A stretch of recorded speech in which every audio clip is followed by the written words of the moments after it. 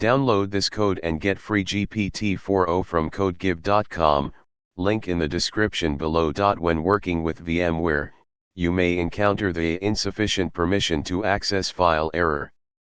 This error typically occurs when the user running the VMware service does not have adequate permissions to access the required files or folders. This can happen when trying to access virtual machine files, configuration files, or other resources necessary for VMware to operate properly.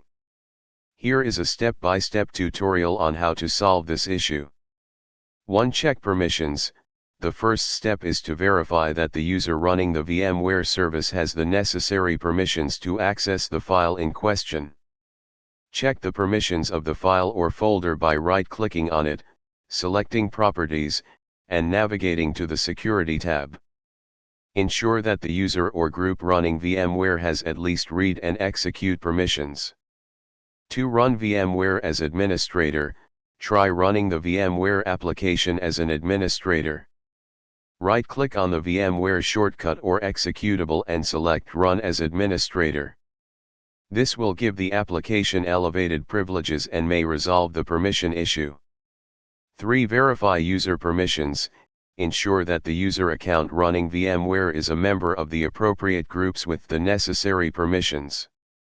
You may need to contact your system administrator to adjust user permissions if needed. 4. Check antivirus/firewall settings. Sometimes, antivirus software or firewall settings can block VMware from accessing files. Temporarily disable any antivirus or firewall software and see if the issue is resolved.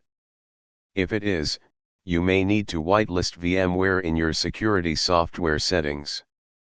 5. Reinstall VMware tools. If you are encountering this error within a virtual machine, try reinstalling VMware tools. VMware tools is a set of drivers and utilities that enhance the performance and management of the virtual machine. Reinstalling VMware tools may resolve any permission-related issues. 6. Check disk space. Ensure that there is enough disk space available on the host machine and the virtual machine. Lack of disk space can sometimes cause permission errors. Here is an example of a code snippet that demonstrates how to handle this error in a VMware environment using PowerShell. By following these steps and troubleshooting methods, you should be able to resolve the insufficient permission to access file error in VMware. Remember to always exercise caution when adjusting permissions and working with sensitive files.